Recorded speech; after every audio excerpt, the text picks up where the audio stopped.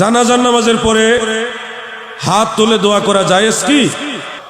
জানাজার নামাজের পরে হাত তুলে দোয়া করা মুস্তাহাব। বাপের বেটা হইলে জানাজার পরে রসুল দোয়া করছেন এমন একটা হাদিস দেখাও। যেখানে জানাজার পর দোয়া হয় করবেন, যেখানে হয় না চুপ থাকবেন, ফেতনার দরকার নাই। কিন্তু কোন মৌলী সাহেব যদি চ্যালেঞ্জ করে না জানাজার পর দাফনার আগে দোয়া চলবে না, এটা হারাম, এইটা আমি মানবো না। এখন দাফনের আগে দোয়া করণ চাইতো না, মৌলবী শুধু একটা দলিল দাও।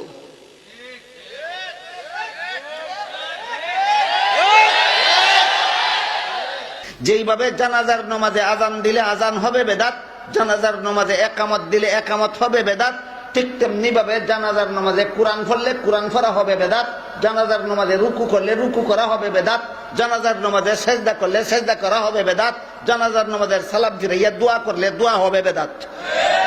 ঠিক বললে হবে না, বেদাত কেন হবে সেটা বলতে হবে আপনাদের।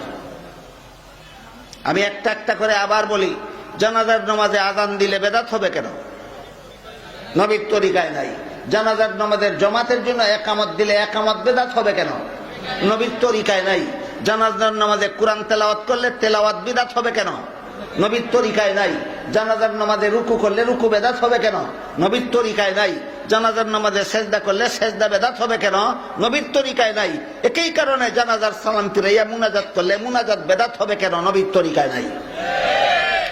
এই বিষয়গুলি না বুঝার কারণে কিছু যুক্তিবাদী আমাদের সমাজে আবির্ভাব হয়েছে। তারা বলে পাঁচ বেলার নামাজের সালাম ফিরাইয়া যদি মুনাজাত করতে পারি, জানাজার নামাজের সালাম ফিরাইয়া মুনাজাত করলে দোষ কি? এরা দলিল হইল দোষ কি, দুইটা শব্দ। বেদাতীদের দলিল দুইটা শব্দ, দোষ কি। বেদাতীদের দলিল কটা শব্দ? দুইটা শব্দ। শব্দ দুইটা কি কি?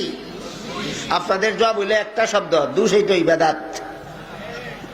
এরা দলিল হইল দুই শব্দ আর আপনাদের জবাব হইল এক শব্দ। কথা বুঝলেন কি? বুঝে থাকলে আবার আমি জিজ্ঞাসা করি আপনাদেরকে, জানাজার নামাজের জমাতের জন্য আজান দিলে দোষ কি? একামত দিলে দোষ কি? কোরআন পড়লে দোষ কি? রুকু করলে দোষ কি? সেজদা করলে দোষ কি? সালাম ফিরাইয়া দোয়া করলে দোষ কি? আজান দিলে যেই দোষ, একামত দিলে যেই দোষ, কোরআন পড়লে যেই দোষ, রুকু করলে যেই দোষ, সেজদা করলে যেই দোষ, দোয়া করলে সেই দোষ। কথা পরিষ্কার হইল? ঠিক তেমনি ভাবে আজান শেষ করার পরে দুরূদ শরীফ পড়া সুন্নত। দুরূদ শরীফ পড়ার পরে আজানের দোয়া পড়া সুন্নত। এখানে সুন্নত 3 নম্বর অর্থে। কত নম্বর অর্থে? 3 নম্বর অর্থে। আজান শুরু করার আগে দোয়া সুন্নত নয়, করলে দোষ কি? বুঝতে পারলেন কেন বেদাত? আজান শেষে দুরূদ শরীফ পড়া সুন্নত, আজান শুরু করার আগে দুরূদ শরীফ পড়া বেদাত কেন? এটা বোঝার জন্য এই দুরূদ নামাজে একটু ফিট করে দেখি, তে সহজে বুঝে আসবে।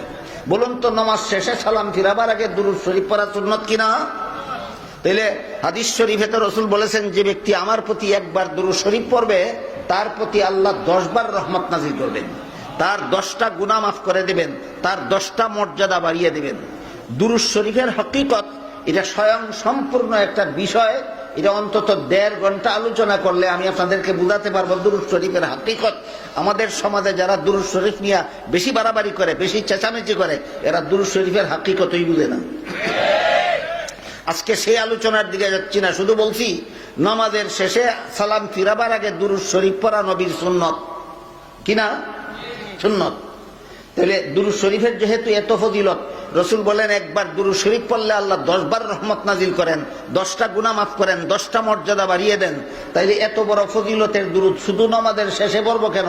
নিয়ত বান্দার পরে সুবহানাকা পড়ার আগে একবার দুরূদ শরীফ পড়লে দোষ কি? বেদাত। নামাজের শুরুতে দুরূদ শরীফ পড়লে দোষ কি? এই প্রশ্নের যেই জবাব, আজানের আগে দুরূদ শরীফ পড়লে দোষ কি, সেই প্রশ্নের একই জবাব। সেই প্রশ্নের একই জবাব।